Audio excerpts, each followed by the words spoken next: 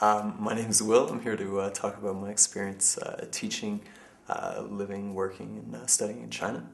And the hope is to just help people prepare for going abroad. It's really important that you do your research, not just for teaching and going through the visa process and finding a good employer, but also just to prepare for life in China, just because it's quite different than what you might expect.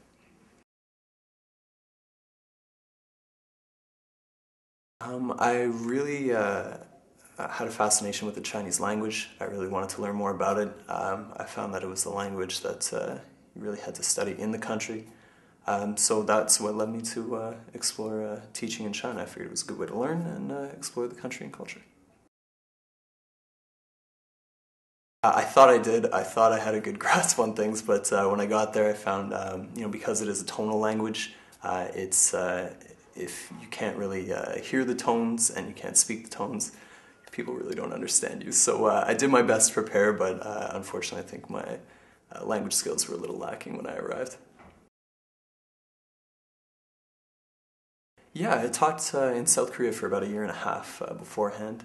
I returned to North America for just about a month or two, and then I went back over to China.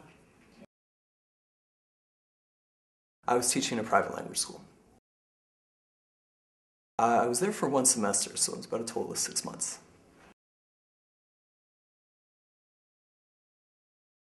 Well, first, you want to make sure you do your research. You want to contact a good organization, find, a reputable employer. There's a visa process that you have to go through. You want to make sure that you have a good, solid contract that you're comfortable with. You have to have a health check done. It's pretty involved. I mean, I had to have some x-rays done, blood work done as well for the visa. And then I went to the consulate with the right documentation. Of course, you need your passport, the health check, you need your contract as well, and that's when you apply for the visa. Initially, when I went to China, it wasn't necessarily required. There's a huge demand for ESL teachers. However, from what I understand, schools are finding it more and more difficult to secure the proper working visa for people who don't have ESL certification. So it's a good idea to find a good quality course to take before you go. I would say the average is about $1,000 US a month. That seems to be pretty typical. You'll find some schools in rural areas that might offer a little bit less. Some schools in the major urban cities like Shanghai or Beijing might offer more. But typically around $1,000 US is a good salary per month in China.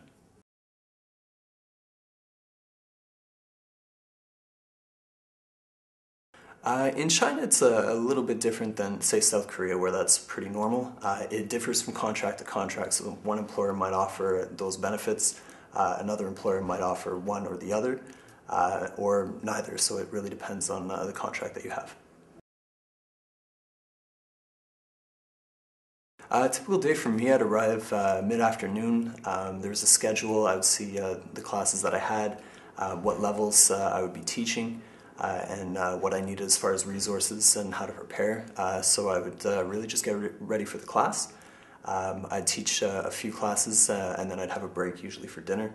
And then I would teach more conversation-type classes, larger groups, debate classes later in the evening. Physically, I felt quite safe. There are issues, like every country has, with things like petty crime. You want to keep a good eye on your cell phone, your wallet, especially in the larger markets and some of the major areas where there are a lot of people in close quarters. But other than that, it's a pretty safe country. In my free time, I spent a lot of time studying, just so I could, better adjust to being there. We'd go out to different historical sites. I traveled around the country. Day to day, I often played basketball. It's pretty popular over there, and made some friends that way. It's good. I was able to save a lot of the money that I earned in terms of a percentage of my salary. I wasn't making that much money per month, but in the country I lived quite well, so I was able to save a lot of that money.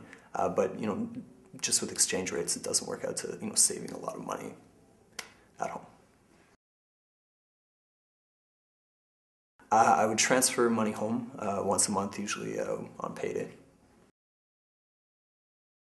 You do have to pay taxes. The amount of tax that you pay is related to how much money you earn. The higher your salary, the more tax that you'll pay. I live quite well in the country. I had an apartment all to myself, whereas, typically my apartment would probably house an entire family. I was in southern China, and I was there throughout the summer, so it was quite hot. There was a rainy season that it rained straight for 3-4 weeks, but other than that, it was hot, sunny, and a lot of fun. Cultural do's and don'ts. Chinese culture, it's like anywhere else. Be respectful, be polite. There's a lot of aspects of face in the country. It's not really good to lose your cool. To show a lot of emotion. If you get angry for any reason, it's best to just sort of keep it inside and not to express yourself so openly. It's not typically done. The food's very different than what people in North America typically think of Chinese food, and it also varies throughout the country. There's a number of different cultures and a number of different ethnicities in China that have their own styles of cuisine, and it's great food. It was really difficult at first. There's not a lot of English spoken in the country. Learning to read and write Chinese will really help with that. I found at first, having a friend that was more comfortable with the language really helped me out. Oftentimes I would write down where I needed to go or use the text on my cell phone to, show a cab driver or ask someone on the street. But once you know your way around and you know the landmarks and you know the city, it becomes a lot easier. My overall experience in China was great. It's a country that I think a lot of people, you would think Hong Kong or Beijing or the Great Wall of China, but there's so much to see and so much to do and places to go. I was only there for 6 months. I would go back, in a second. I think there's just so much more that country has to offer that I've yet to see. I did it on my own, and it was a little nerve-wracking at first. I was a little concerned that, perhaps I would run into some trouble, and there'd be nobody that I could really rely upon to help me out.